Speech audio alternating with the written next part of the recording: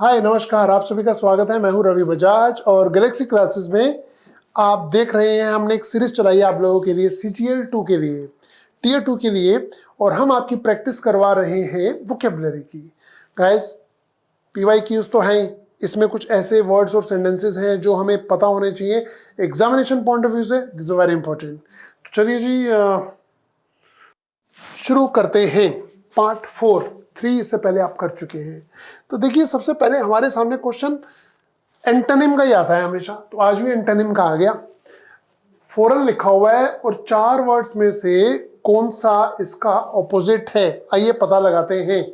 Rustic तो rude होता है, रूरल, इंडियन या नेटिव। फॉरन का ऑपोजिट होना चाहिए native.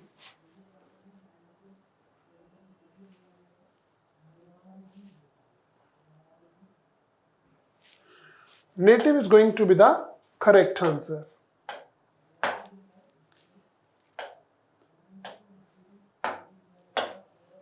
Native is the correct answer. जो देसी होता है, जो यहाँ का होता है ना, स्वदेशी बोलेंगे, और फॉरेन तो बाहरी है। And the next one is native is the correct answer. Ascent का आपको इनमें ऑपोजिट ढूंढना है। क्या पता लगा पाएंगे? Ascent, descent, descent, distant, depression, क्या है सही आंसर? थोड़ा जल्दी बताइए क्योंकि पेपर आपका नजदीक है। यू एग्जाम्स आर अप्रोचिंग सून और आपको जल्दी जल्दी इन क्वेश्चन को सॉल्व करना है। तो करेक्ट आंसर, ये तो यार पर्सन होता है, डिसेंट यानी कि सोबर, तो करेक्ट आंसर है descent. Ascent, descent, ascent, descent, ascent ऊंचाई, डिसेंट ढलान। अच्छा, descent is the correct answer. अच्छा, अगर हम देखें एब्सर्ड, एब्सर्ड का मीनिंग होता है तुच्छ। तो तुच्छ के लिए कौन सा होगा? सेंसिटिव, सेंसिबल, सेल्फिश या सेंटिमेंटल? सोच के बताइए। मैं चाहूंगा कि आप क्वेश्चन नंबर टाइप करें कमेंट बॉक्स में जाकर और जल्दी जल्दी लिख डालें A, B, C या D। क्या लगता है आपको? एब्सर्ड के लिए सेंसिटिव होना चाहिए, सेंसिबल होना चाहिए, सेल्फिश या सेंटिमेंटल? एलिमिनेशन भी सीख लो कि क्या नहीं है। तो भैया सेल्फिश तो नहीं है, सेंसिटिव या सेंसिबल, सेंटिमेंटल भी नहीं है। आपका आंसर इन दोनों में से एक है। And the correct answer is sensible, समझदार। ठीक है, समझदार, sensible is the correct answer.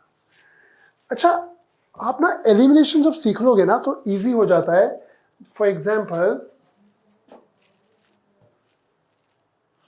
Question number 4 को देखिए, equity. Do you know the meaning of clear, convict, forgive या एविक्ट? देखिए, एक्विट का मीनिंग होता है किसी को माफ कर देना, बरी कर देना। उसका ऑपोजिट क्या होगा?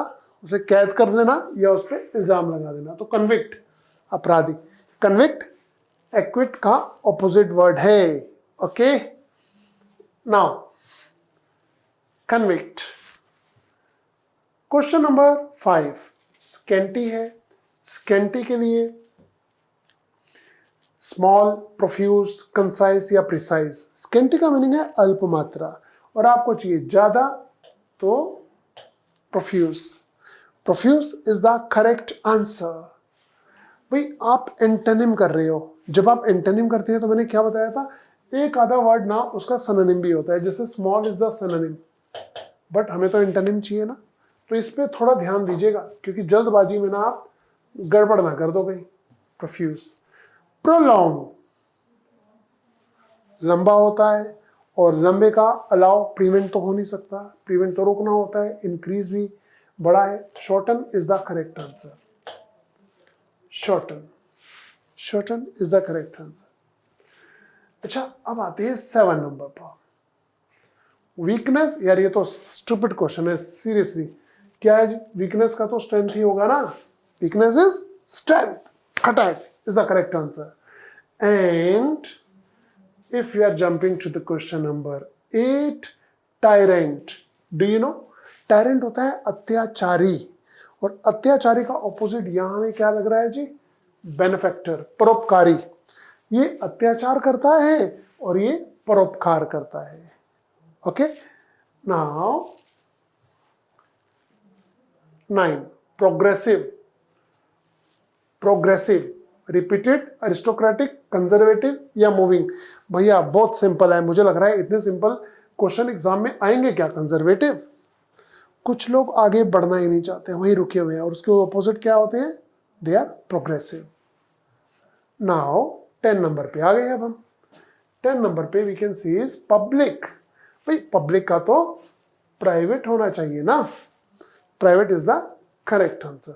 मैं आपसे एक चीज पूछना चाहूंगा, आपने 10 किए हैं एंटोनिम, इन 10 में गाइस आपका स्कोर क्या है? चाहे तो मुझे आप बता सकते हैं, ठीक है? बताएं जी, इन 10 में आपका स्कोर क्या है आउट ऑफ 10 एंटोनिम? अब हम रेस शुरू करेंगे सिनोनिम की। ये आ गए हैं सिनोनिम। रिनाउन का आपको बताना है सिनोनिम क्या होता है। ऑब्सक्योरिटी होता है, विजडम होता है, फेम होता है, या कंसीट होता है? तो fame is going to be the correct answer. देखा आपने, fame is the correct answer. Okay. Conceit का मीनिंग एरोगेंस होता है, घमंड। विजडम समझदारी, ऑब्सक्योरिटी ना समझी, जो समझना है, which is hard to understand is called obscure. तो रिनाउन इज फेम। ये देखिए जी, डिवाउट, डिवाउट का आपको बताना है सिनोनिम। डिस्टेंट तो नहीं है, लॉयल भी नहीं है, ये होता है होली। तो correct answer is pious. Okay, ऐसा कहें क्या? And 13 intricate. भाई इंट्रिकेट, कैन यू गेस? 4 में से आप गेस कर पा रहे हैं? इंट्रिकेट होता है जटिल, जो कॉम्प्लेक्स। और यहाँ पर देखिए कॉम्प्लेक्स दिया भी हुआ है, मैंने कॉम्प्लेक्स वर्ड ही बोला, इवन मुझे बोलना नहीं चाहिए था आपके लिए। मैं आपको भी मौका दे रहा हूं कि आप भी सोचें इसमें कौन सा वर्ड क्या होना चाहिए। तो जटिल, फाइन, दिस इज कॉम्प्लेक्स, और इंट्रिकेटेड कहते हैं। अच्छा, अगला क्वेश्चन है असिस्ट। यार इतने स्टूपिड क्वेश्चन तो मुझे करते हुए शर्म आती है। असिस्ट का मीनिंग तो हेल्प होता है। अब ये पता लगा है क्या हम कि असिस्ट का मीनिंग क्या होता है? It's help. ओके, नाउ 14 के बाद 15 adept, skilled, alone, kind hearted या अननोन? मैं एक चीज आपको बता दूं, आप सिनोनिम का क्वेश्चन कर रहे हैं। एडेप्ट में ना एक वर्ड होता है एडॉप्ट, एक वर्ड होता है एडेप्ट, ADAPT है ये, है ना? फर्क क्या है? ये होता है अपनाना या गोद लेना, और ये वर्ड होता है अपने आप को मैनेज करना, ढालना। बट एडेप्ट जो है ना, ये होता है सक्षम, जिसे आप एंड्रॉइड भी कहते हैं। तो skilled is the correct answer. Skilled is correct answer, skilled.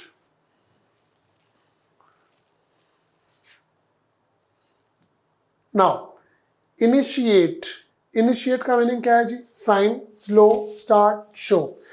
Initiate का मतलब होता है किसी चीज को स्टार्ट करना, तो सही मायने में हम स्टार्ट को टिक कर देंगे। 16 का सही आंसर होना चाहिए सी ऑप्शन। चलिए बढ़ते हैं आगे, 30 क्वेश्चंस करेंगे आज हम।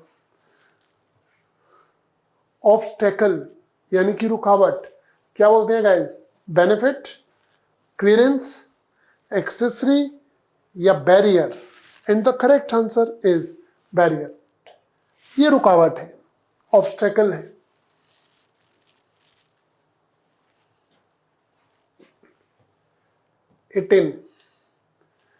एंडेवर, क्या एंडेवर तो एक गाड़ी भी है? क्या बोलते हैं? सक्सेस होता है, अचीवमेंट होता है, रिजल्ट या अटेम्प्ट? भाई इसका मीनिंग होता है प्रयत्न, है ना? प्रयत्न। तो attempt is the correct option here. Attempt ही है इसका सही आंसर। चलिए बिना देरी के हम बढ़ते हैं आगे। आशा करते हैं you are enjoying this session. तो क्या बोलते हैं बच्चों? इंसल्ट रिमूव तो नहीं हो सकता, ऑफर भी नहीं हो सकता।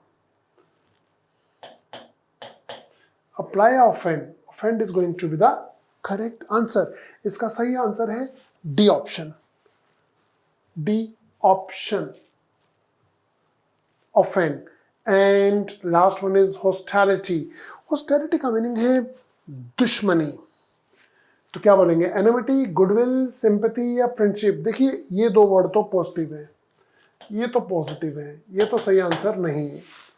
और गुडविल तो गुड ही दिखाई दे रहा है ना?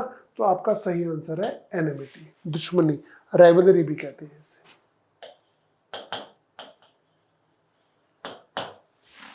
ठीक है, एनिमिटी।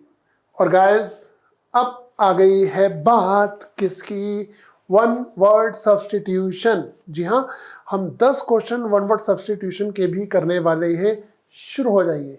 पहला क्वेश्चन आपके सामने, a state of perfect balance. Proper balance, proper balance बना के रखना है, ऐसे ऐसे नहीं, ऐसे नहीं, ऐसे ऐसे ऐसे। तो उसे बोलेंगे equinox no, equivalent no, equilateral no, equilibrium. Economics का वर्ड है ये, बहुत सुना होगा आपने, है ना? सो ये इक्विलिब्रियम, उसके इक्वल कर देना। देखिए equilibrium is the correct answer. And now one who walks in sleep, भाई साहब बचना इन लोगों से। ये जो रात को नींद में चलते हैं उसे क्या बोलते हैं? तो यहाँ पर बोलेंगे ओमनीपोटेंट, फिलेंथ्रोपिस्ट, पेडिस्ट्रियन। देखिए पेडिस्ट्रियन होता है पैदल चलने वाला, हमें बताना है नींद में चलने वाला। सोमनम्बुलिस्ट इज द करेक्ट आंसर, क्योंकि ओमनीपोटेंट भगवान के लिए यूज होता है, फिलेंथ्रोपिस्ट मदर टेरेसा के लिए यूज होगा, यानी कि दानवीर, परोपकारी, दानवीर करण के लिए यूज होगा ये, है ना? So somnambulist is the correct answer. सही है ना? अब देखिए जी, that which cannot be heard, जिसे सुना ना जा सके। स्लाइट, इनविजिबल तो होता है जो दिखाई ना दे, हिडन जो छिपा हुआ हो, inaudible is going to be the correct answer, inaudible सही आंसर है। अच्छा ये देखिए, इनकैपेबल ऑफ बीइंग करेक्टेड, जिसे करेक्ट नहीं किया जा सके, क्या बोलेंगे? इनक्रेडिबल, नहीं भाई नहीं, बिल्कुल भी नहीं, नहीं। Inviolable, no. Impossible, no. Incorrigible, जिसे करेक्ट ना किया जा सके।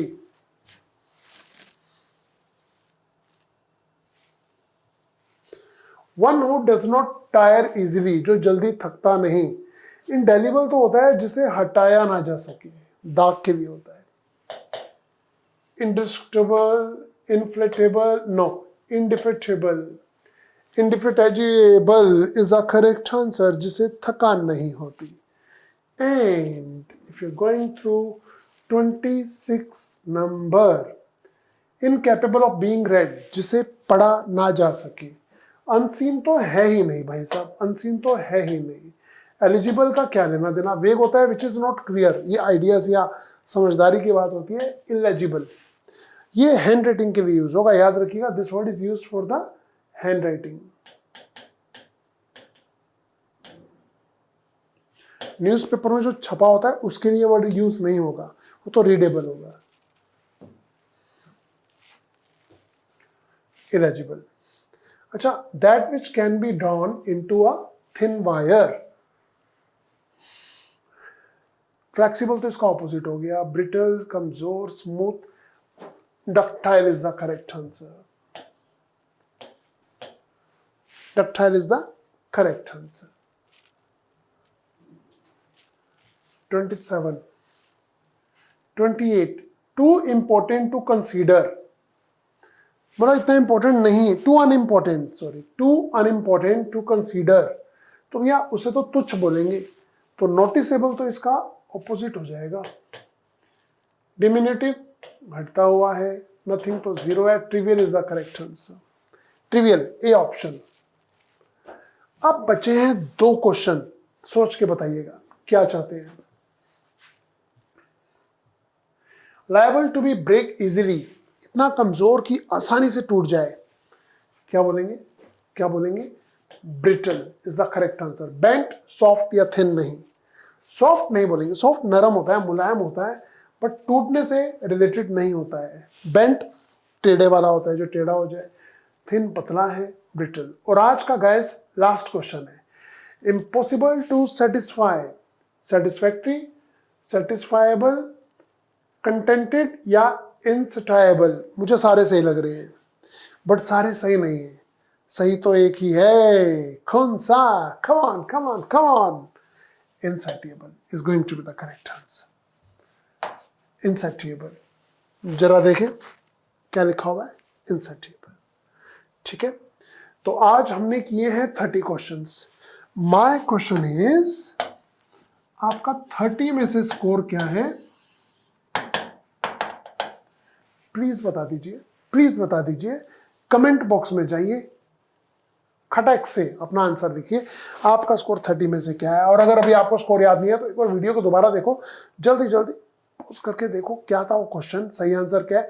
आज की डेट में अपना एक नोटबुक बनाइए, आज की डेट में पता लगाइए कि आज आपका स्कोर क्या था, कल परसों रोज का स्कोर लिखिए। 10 दिन बाद देखेंगे आप कहाँ पहुँचते हैं। अभी के लिए इतना ही।